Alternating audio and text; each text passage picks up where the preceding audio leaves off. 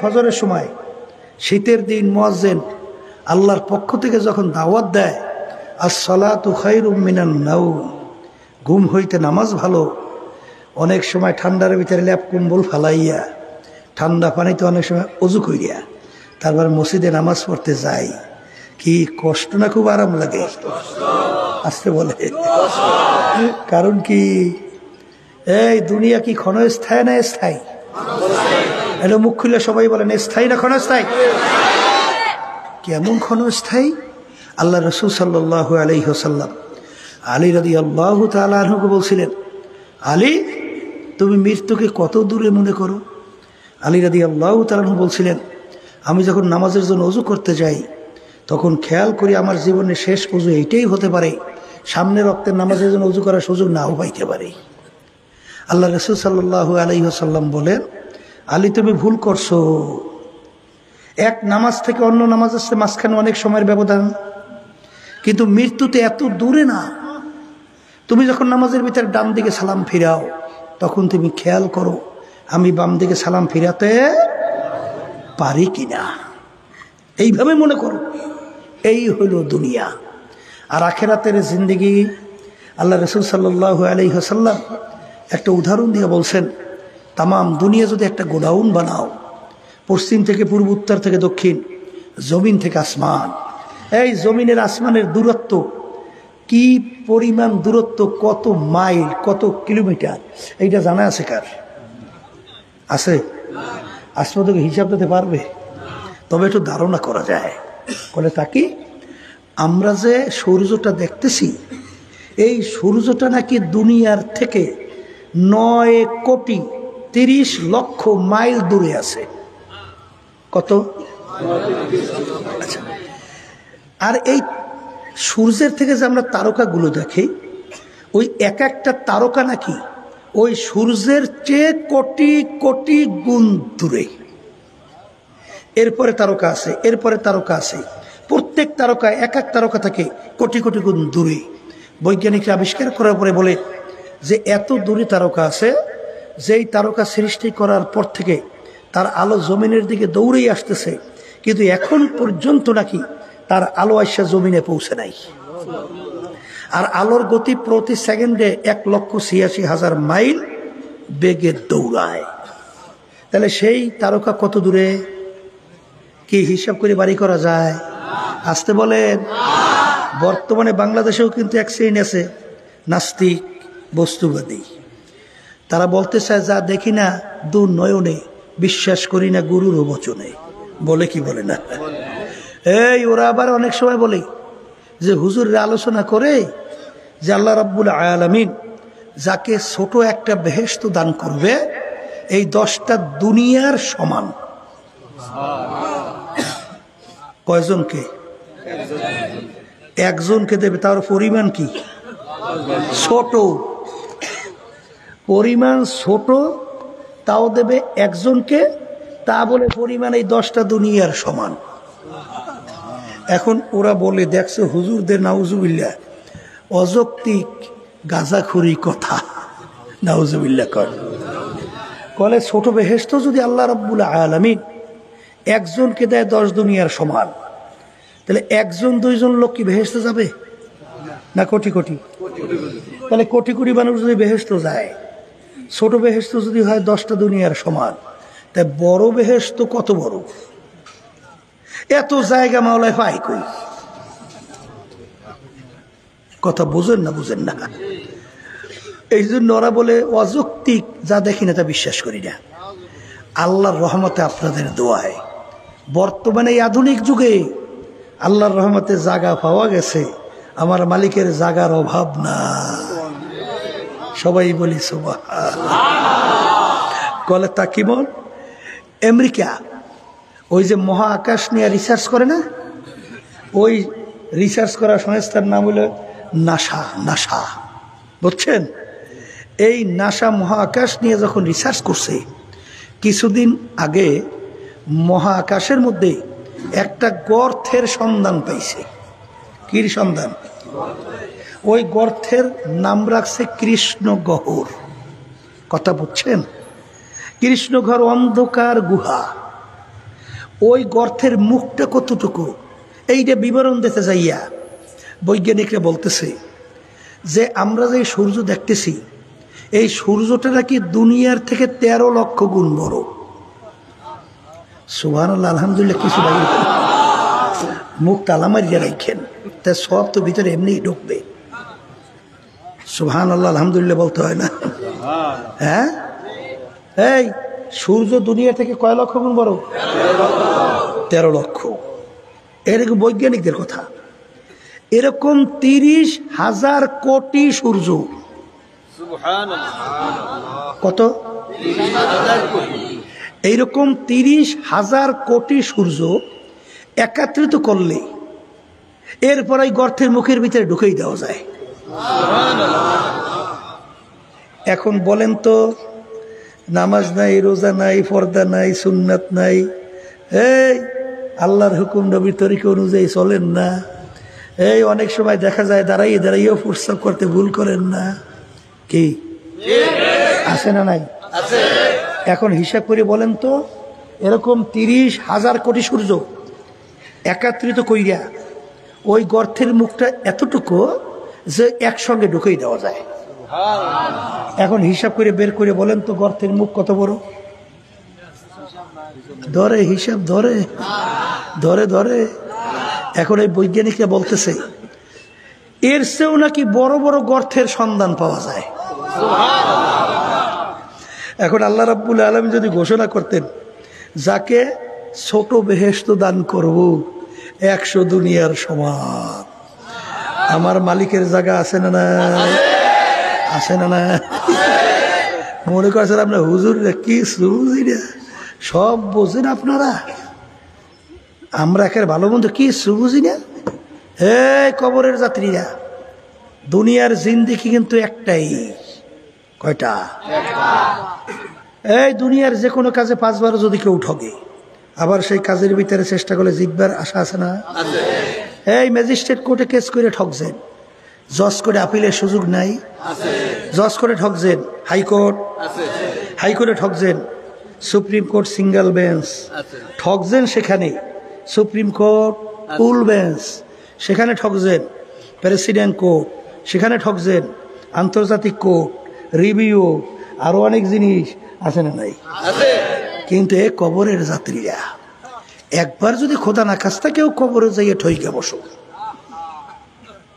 দ্বিতীয়বার জিতবার আশা আছে? আর একটু মুখ খুললে বলে নাই নাই। তাহলে এই জেতার তদবিরের জায়গা কোথায়? আবার বলেন কোথায়? দুনিয়ায়। মনে করছেন আমরা হুজুররা কি বুঝি না?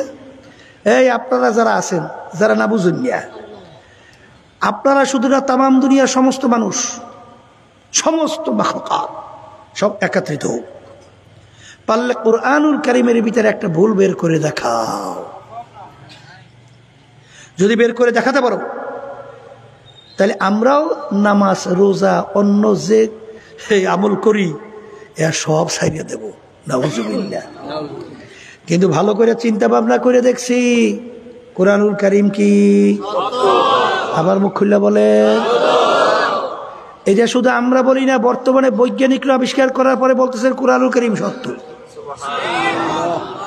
আল্লাহ রাসূল সাল্লাল্লাহু আলাইহি ওয়াসাল্লাম জন্মগ্রহণ করছেন কোথায়?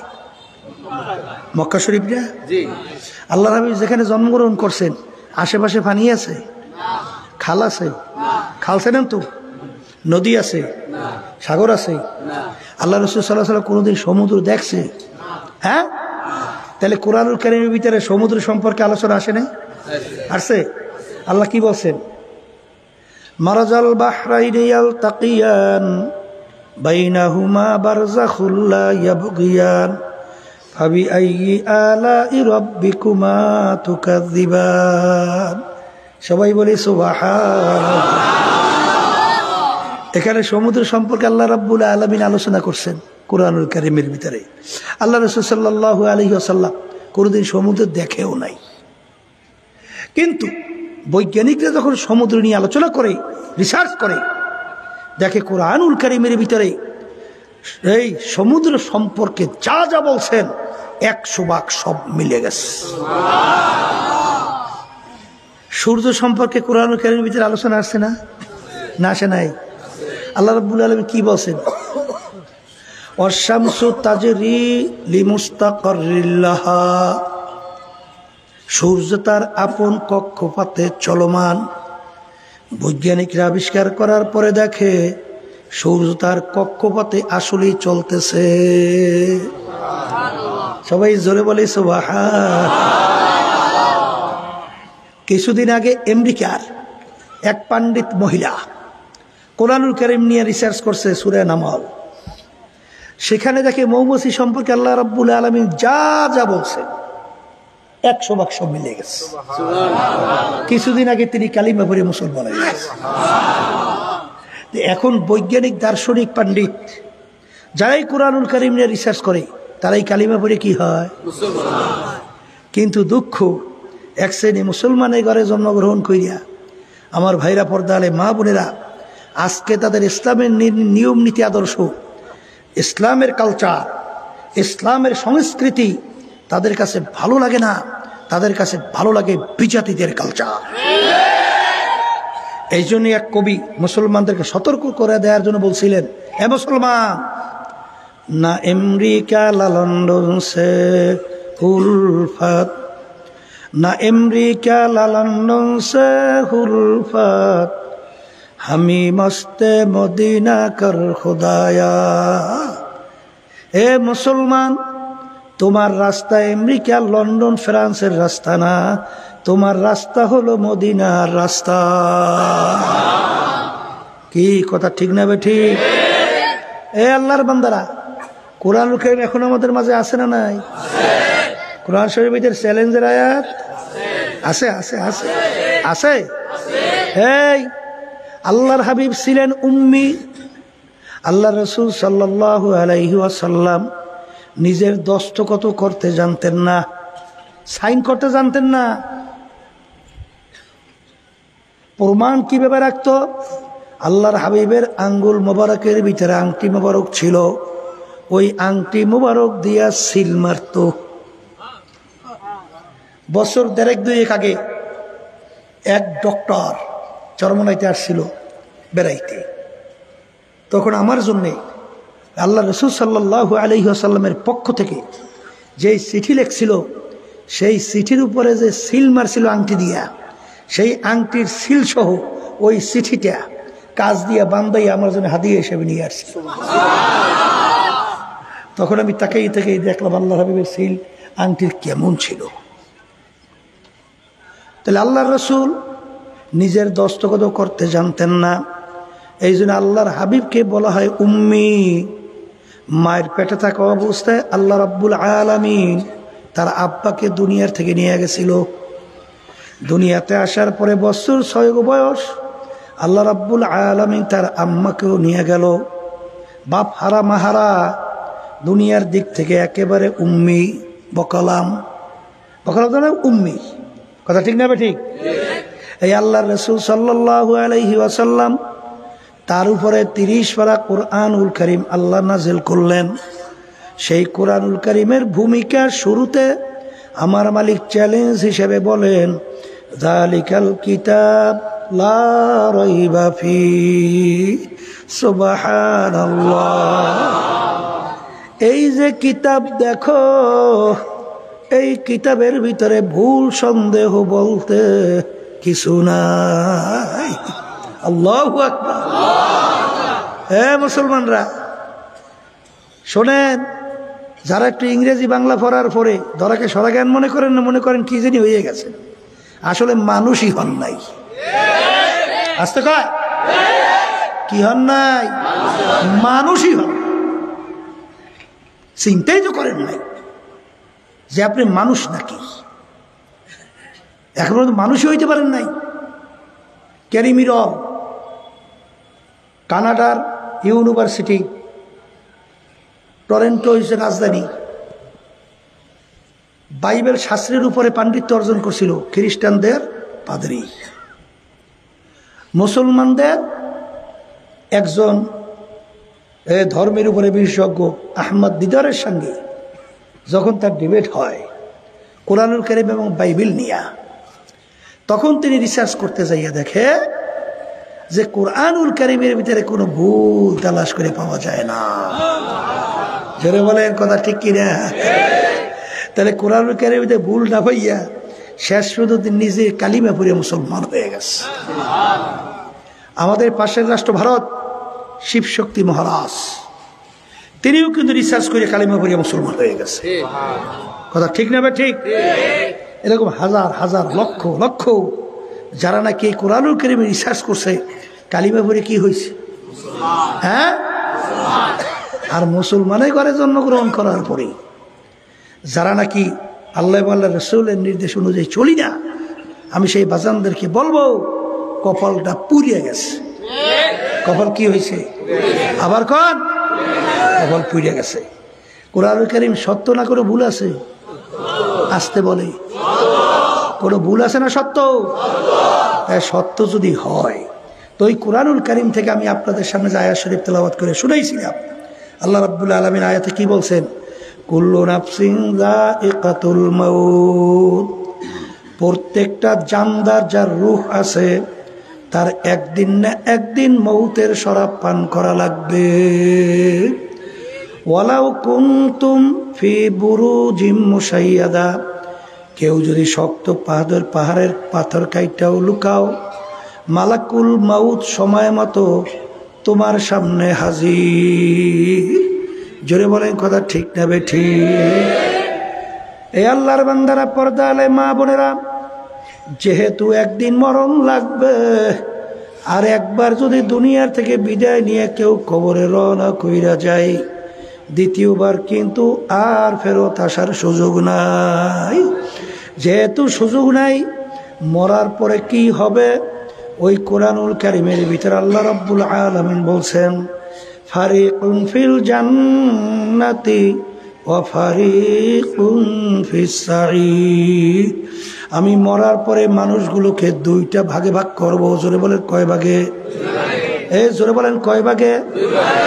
একদল মানুষ তাদের আমল নামা আমি দাড়ি পাল্লায় দিয়ে ওজন দেব, যাদের নেকের পাল্লা ভারী হবে তাদের জন্য আমি এমন মেহমানখানা বানাইয়া রাখছি, যেই মেহমানখানার নাম হলো বেহেশত।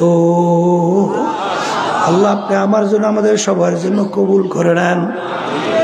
আমার মালিক বলেন, কিয়ামতের ময়দানে আমি মানুষগুলোকে উঠাইয়া তাদের আমল নামা দাড়ি পাল্লাই দিয়া ওজন দেব, যাদের নেকের পাল্লা হালকা হবে গুনার পাল্লা ভারী হইয়া যাবে, তাদের জন্য আমি এমন শাস্তির জায়গা বানাইয়া রাখলাম, যেই শাস্তির জায়গার নাম হলো জাহান্নাম। আল্লাহ আপনি আমাকে, আমাদের সবাইকে জাহান্নাম থেকে মুক্তি দান করেন। এই আল্লাহর বান্দারা, পর্দা আলে মা বোনেরা, মরার পরে দল কিন্তু দুইটা, একটা জান্নাতি আর এক দল জাহান্নামী। এখন জান্নাতে কারা যাবে? যাদের নেকের পাল্লা ভারী হবে। আর জাহান্নামে কারা যাবে? যাদের নেকের পাল্লা হালকা হবে। কথা আমি বলছি না আল্লাহ বলছে? এখন আমার বাজানদেরকে বলবো, পর্দা আলে মা বোনদেরকে বলবো, নেকের পাল্লা ভারী করা লাগবে, গুনার পাল্লা হালকা নিয়ে মালিকের দরবারে হাজিরা দেওয়া লাগবে। এখন ভাইদেরকে বলবো, মুসলমান বলতেই কিন্তু মন চায় নেকের পাল্লা ভারী করার জন্যে, গুনার পাল্লা হালকা করার জন্যে, কিন্তু বাজান তোমার আমার পিছনে শত্রু জিন শয়তান, মানুষ শয়তান, আর একটা শত্রু হলো নফসে আম্মারা শয়তান। এই শত্রুর থেকে বাঁচা লাগবে, নালে শত্রু তোমাকে আমাকে কাবু কইরা গুনার ভিতরে লিপ্ত করায়। বাজান জিন শয়তান তাকে দেখা যায় না, জিন শয়তান থাকে প্রত্যেকটা মানুষের কলবের মধ্যে। আল্লাহ রসুল বলেন, আশ-শায়তানু জাসিমুন আলা কলবি বানি আদম, ইযা যাকারাল্লাহ খানাসা ওয়া ইযা গাফালা ওয়াসওয়াসা। আল্লাহ নবী সাল্লাল্লাহু আলাইহি ওয়াসাল্লাম বলেন, জিন শয়তান কলবের ভিতরে বইসা তোমাকে ওয়াসওয়াসা দেয়, এরপরে গুনার ভিতরে লিপ্ত করায়। ওই জিন শয়তানের ধোঁকার থেকে বাঁচার জন্য আমার মালিকের জিকির যারা করবা, ওই জাকিরিনের কলবের ভিতরে শয়তান থাকতে পারে না। সুবহানাল্লাহ। বাজান, মানুষ শয়তান, সে কিন্তু জিকিরে যায় না, তেলাওয়াতে যায় না, নামাজে যায় না। বাজান, মানুষ শয়তান থেকে বাঁচার জন্য আল্লাহ রাব্বুল আলামিন তোমাকে আমাকে হুকুম করছেন, ওয়াকুনু মা'আস সাদিকিন, তোমরা সাদিকিন বান্দাদের সঙ্গী হইয়া যাও। সুহবাতে সালেহ তোরা সালেহ কুনাদ, সুহবাতে তালেহ তোরা তালেহ কুনাদ। এক জামানা সোহবতে বা আউলিয়া, বেহতার আসাদ সালে তাআত বেরিয়া গেলে খুশবু ইদার হাম্মামে রোজে, রশিদ আজ দস্তে মাহবুবে বাদাস্তাম। এ কবরের যাত্রীরা, মাটির চাকার থেকে গোলাপ ফুলের ঘেরান আসে। জিজ্ঞাস করে, তুমি কোনো মেশকা আব্বার না কোনো গোলাপ ফুল? পরিচয় দাও। মাটির চাকা বলে, আমি কোনো গোলাপ ফুল, আমি কোনো মেশক আম্বার, কোনো সুগন্ধি কিছুই না, আমি একটা মাটির চাকাই। তোমার থেকে এত সুন্দর কেন ঘেরান আসে?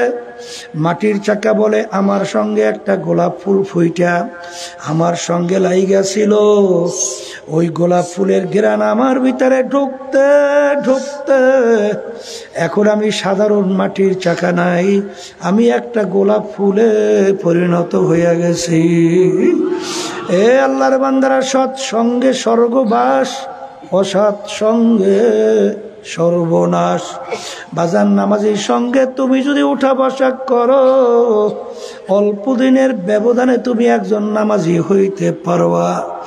একজন জাকিরিনের সঙ্গে যদি উঠা বসা করো, দেখবো অল্প সময়ের ব্যবধানে তুমি একজন জাকিরিন হইতে পারবা। আর একজন মিথ্যুকের সঙ্গে যদি চলো, অল্প সময়ের ব্যবধানে তুমি একজন মিথ্যুক হইয়া যাবা। জোরে বলেন কথা ঠিক কিনা?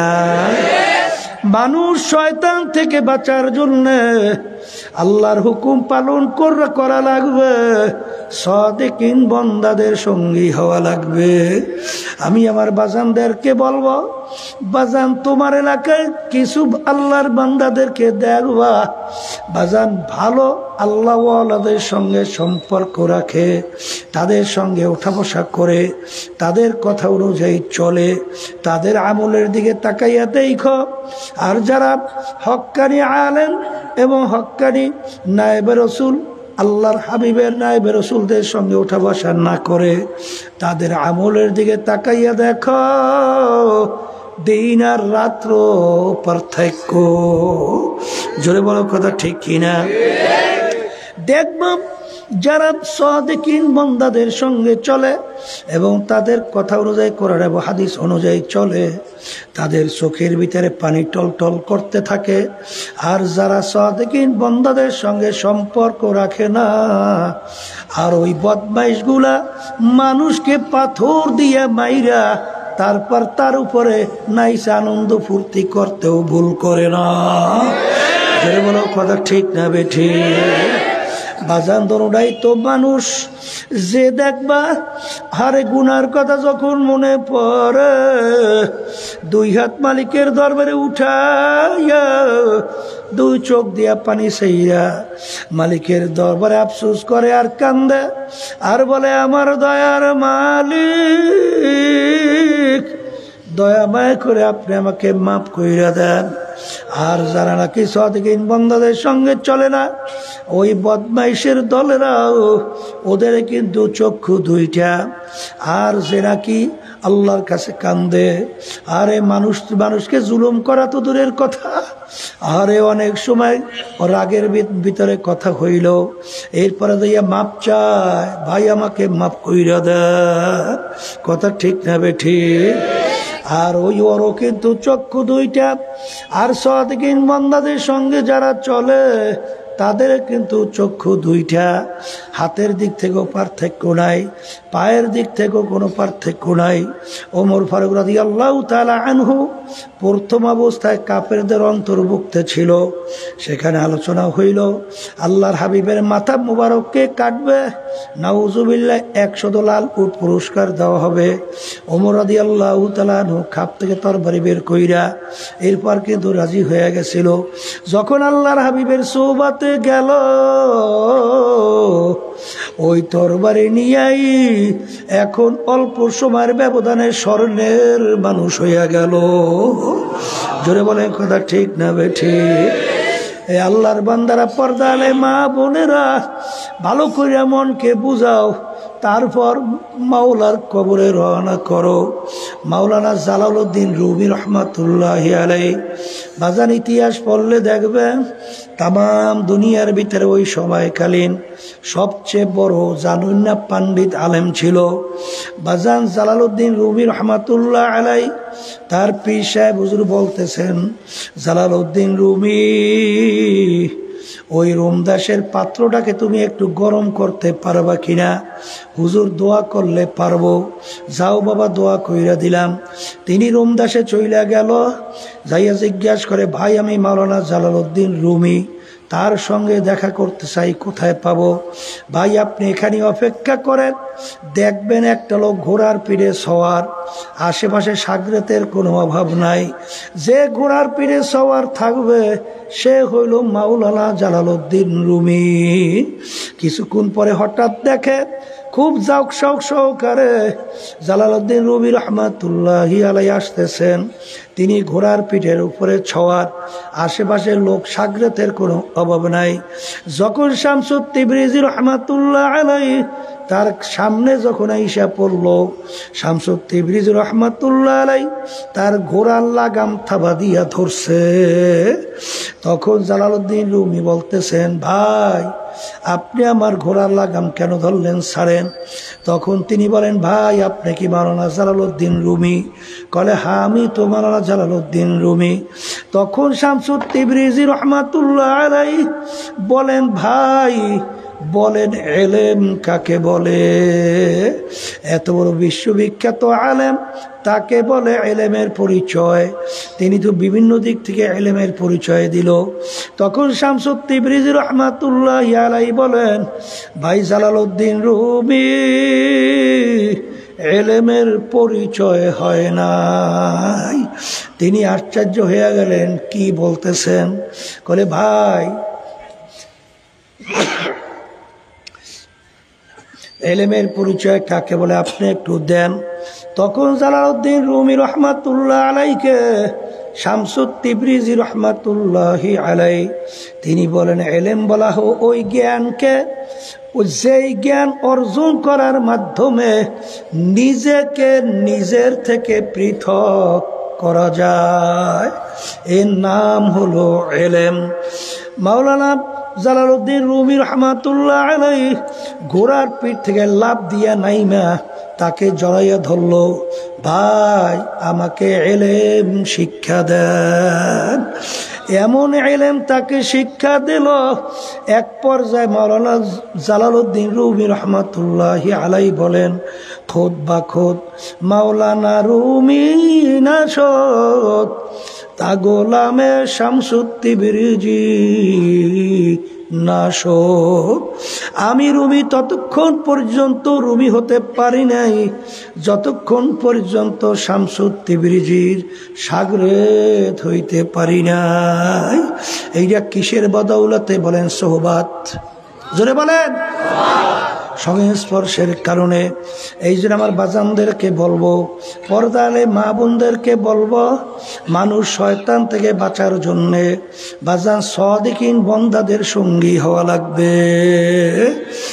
কার সঙ্গী হওয়া লাগবে? আল্লাহ আপনি আমাকে আমাদের সবার জন্য কবুল করেন। বাজান আর একটা শত্রু বলছি, নফসে আম্মারা শয়তান। নফসে আম্মারা কাকে বলে? নফস তিন প্রকার। একটা হলো নফসে আম্মারা, আর একটা হলো নফসে লাওয়ামা, আর একটা নফসের নাম হলো নফসে মুতমাইন্না।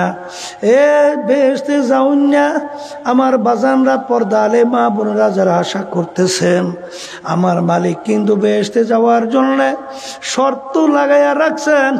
ইয়া আইয়াতুহান নাফসুল মুতমাইন্না ইরজিই ইলা রাব্বিকি রাদিয়াতাম মারদিয়া ফাদখুলি ফি ইবাদি ওয়াদখুলি জান্নাতি। এ নফসে মুতমাইন্নার দলেরা, আসো আমার বান্দা বান্দীদের কাতারের ভিতরে শামিল হও, এরপর আমার বেহেশতের ভিতরে ঢোকো। আমার মালিক কাদেরকে ডাকবেন বলেন? নফসে মুতমাইন্নার দলদেরকে। কাদেরকে? এখন বাজান নফসে মুতমাইন্না কাকে বলে? নফসে আম্মারা বলা হয় সব সময় গুনাহ করতে ভালো লাগে, গুনার দিকে ঝোঁক। এই নফসটা কোন নফস? বাজান জিকির আজকারের মাধ্যমে, মুরাকাবার মাধ্যমে, মৌতের মুরাকাবা, কুরআনুল কারীম তেলাওয়াত, বাজান ইবাদতের মাধ্যমে ওই নফস পরিবর্তন ঘটে এক পর্যায়ে নফসে লাওয়ামায় পরিণত হইয়া যায়। নফসে লাওয়ামা কাকে বলে? গুনাহ করার সময় চুপ থাকে, গুনাহ হওয়ার পরে ভিতরে আফসোস তৈরি হয়, এই গুনাহটা কেন করলাম, কেন করলাম, এরকম আফসোস হয় না? এই নফসের নাম নফস। কোন নফস বলেন? নফসে লাওয়ামা। বাজান এবার মুজাহাদা মুরাকাবার মাধ্যমে এই লাওয়ামা পরিবর্তন হইয়া এক পর্যায়ে নফসটা নফসে মুতমাইন্নায় পরিণত হইয়া যায়। নফসে মুতমাইন্না বলা হয় গুনার কাজ ছাড়তে পারে, নেকের কাজ করতে পারে। গুনাহ ছাড়তে পারে, নেক করতে পারে। এই নফসের নাম কি? আবার কোন? এখন এই কবরের যাত্রীরা মরার আগে নিজেকে নিজে পরীক্ষা কইরা দেখো, তোমার নফসটা কোন নফস? তোমার নফসটা যদি নফসকে নফসে মুতমাইন্না না পৌঁছাইয়া যদি মালিকের দরবারে হাজিরা দাও, আমার মালিক যখন ডাক দিবে, ইয়া আইয়াতুহান নাফসুল মুতমাইন্না ইরজিই ইলা রাব্বিকি রাদিয়াতাম মারদিয়া ফাদখুলি ফি ইবাদি ওয়াদখুলি জান্নাতি। তোমার নফস যদি ওই পর্যায়ে না পৌঁছে মালিকের ডাকে সাড়া দেওয়া যাবে? যেরকম যাবে যাবে যাবে। তাহলে নফসে কোন নফসে পৌঁছানো লাগবে? কথা কন না? এই নফসে আম্মারার ধোঁকার থেকে বাঁচার জন্য আল্লাহ রাসূল সাল্লাল্লাহু আলাইহি ওয়াসাল্লাম বলেন, রজানা মিন জিহাদিল আসগর ইলা জিহাদিল আকবার। এ আমার সাহাবারা, ছোট যুদ্ধের থেকে বড় যুদ্ধের দিকে রওনা করলাম। সাহাবা বলেন, এর চেয়ে বড় যুদ্ধ কোনটা? আল্লাহ রাসূল সাল্লাল্লাহু আলাইহি ওয়াসাল্লাম বলেন, নফসে আম্মারার সঙ্গে জিহাদ করা এর চেয়ে বড় যুদ্ধ। আর নফসের সঙ্গে জিহাদ করা লাগবে। মন চায় মেয়েদের সঙ্গে আড্ডা মারতে, আমার মালিক পছন্দ করে না, নিষেধ করছেন, নফসের সঙ্গে জিহাদ করতে হবে। আমার মালিককে বাজার কইরা আমি মেয়েদের সঙ্গে আড্ডায় যাব না। কথা কয় না? মন চায় তুমি বড় অফিসার, তোমার নিচের চাকরিজীবী ঘুষ খাইয়া বড় বড় বিল্ডিং তৈরি করে, গাড়ি করে, কত আনন্দ চলে। নফসের সঙ্গে জিহাদ করা লাগবে। আল্লাহ রাসূল সাল্লাল্লাহু আলাইহি ওয়াসাল্লাম বলছেন, যেই হারাম মালের দ্বারা রক্ত এবং গোশত তৈরি হবে তার জায়গা জাহান্নাম ছাড়া হবে না। আমার হুঁশ থাকতে, জীবন থাকতে আমি হারাম ঘুষের কাছেও যাব না। কি করা লাগবে? আসতে কয়, কি করা লাগবে? আবার বলে, হ্যাঁ, এই জিহাদ করা লাগবে। এর জন্যই দেখবেন বাজান আল্লাহু আকবার কারিমা বেবাকশা এবার হালেমা কে হাসতা মাসিরে কামন্দে হাওয়া। আল্লামা শেখ সাদি রহমাতুল্লাহি আলাইহি বলেন, এ আমার দয়ার মালিক, দয়াময় করে তুমি আমার দিকে রহমতের নজরে তাকাও। আর নফসে আম্মারার জিনজির, নফসে আম্মারার রশি নফসে আম্মারার শিকলের ভিতরে আবদ্ধ হয়ে গেছি।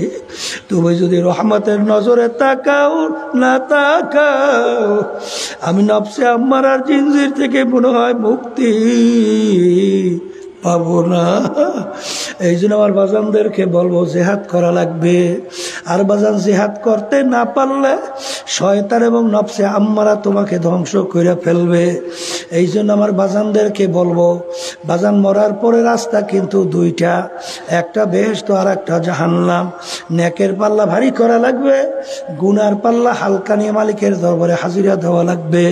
আর এই 3 শত্রু থেকে বাঁচা লাগবে।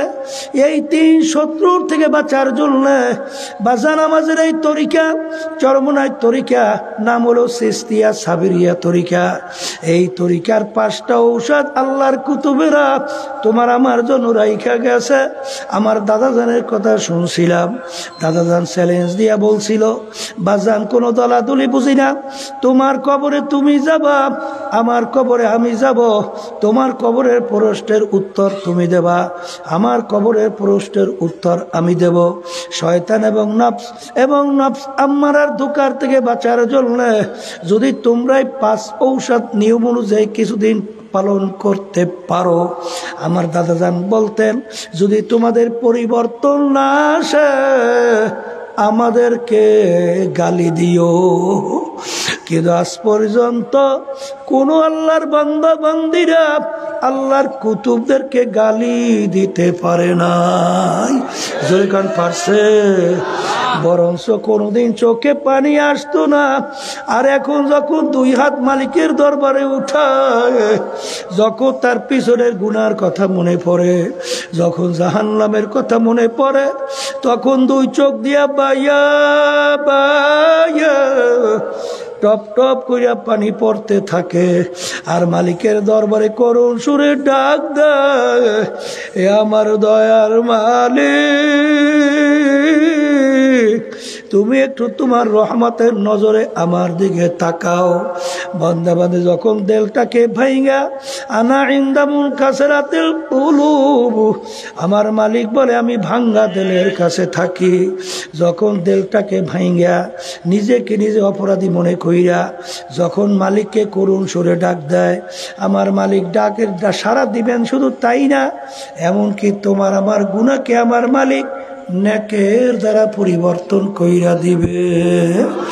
এই জন্য আমার ভাইদেরকে বলবো, পর্দা আলে মা বোনদেরকে বলবো, মরণ তো লাগবেই, কিন্তু বাজান রে, আল্লাহর হাবিব বলেন মরার পরে কোন আল্লাহর বান্দা বান্দির কবর একটা বেহেশতের বাগান হবে।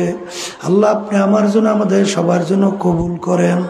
আল্লাহর হাবিব বলেন কোন নাফরমানের কবরের মধ্যে জাহান্নামের আগুন এসে ভইরা যাবে। মালিক আমাকে আমাদের সবাইকে মাফ কইরা দিয়ে। আল্লাহর হাবিব বলে কোন নাফরমানের কবরের মধ্যে 99 তিন্নিনান লাউ নুফিকা ফিল আরদি মা আনবাতাত খাদরা। কোন নাফরমানের কবরের মধ্যে 1টা 2টা না 99টা বিষাক্ত সাপ জমা হয়ে যাবে। নাফরমানকে পেঁচাইয়া পেঁচাইয়া কিয়ামত পর্যন্ত ঠোকরাইতে থাকবে। ওই সাপের এমন বিষ হবে, যদি দুনিয়ার ভিতরে মুখ কইরা ফুঁক দিত কোনো গাছপালা মাথা জাগাতে পারত না। এই জন্য আমার বাজানদেরকে বলবো, পর্দা আলে মা বোনদেরকে বলবো, আমার মালিক যখন মাহফিলে নিয়ে আসছেন, আমার মালিক বড় দয়ার মালিক, আমার মালিক বড় মায়ার মালিক। যদি মাপ চাওয়ার মতো চাওয়া যায়, যদি মালিকের দরবারে তুমি ডাক দেওয়ার মতো ডাক দিতে পারো, আমার মালিক শুধু মাফ করবেন তাই না, তোমাকে আমাকে আমার মালিক জাহান্নামেও ফালাবে না, শয়তানের হাতে সুপুর্দ করবে না। ধোয়াইয়া পোষাইয়া তার কুদরতি কোলের মধ্যে জাগা না দিয়া পারবে না। আল্লাহুম্মা আমিন। এক ঘরের মেয়ে লোকের হাত উঠাও, গুনার কথা মনে করো, 2 চোখের পানি ফেলাও, আমার মালিকের দরবারে মাপ চাও। আর মালিকের দরবারে কান্দো।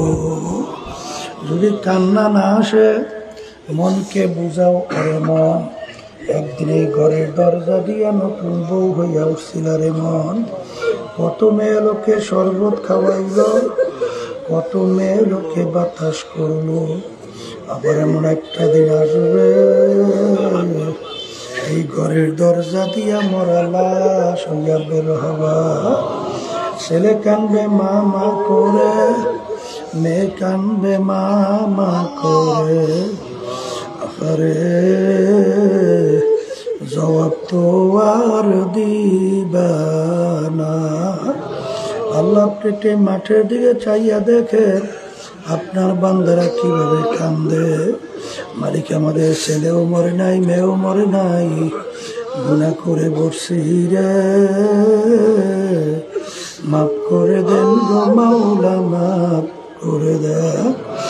আল্লাহ যাদের উসিলায় মাহফিল হইল, যারা মাহফিলের জন্য চেষ্টা কার্য সাহায্য করলো, আমরা যারা মাহফিলে উপস্থিত হইয়া গেলাম, আমাদের সবাই উপরে খাস মেহেরবানি নাযিল করেন আল্লাহ। এ আল্লাহ আমাদের আম্মা আব্বা দাদা দাদু নানা নানু আত্মীয় স্বজন ওই অন্ধকার কবরে যারা শুয়ে রয়েছে, আমরা দোয়া করলাম দয়া মায়া করে তাদের কবরকে বেহেশতের বাগান বানায় দাও। সুবহান রাব্বিকা রাব্বিল ইজ্জাতি আম্মা ইয়াসিফুন ওয়া সালামুন আলাল মুরসালিন ওয়ালহামদুলিল্লাহি রাব্বিল আলামিন।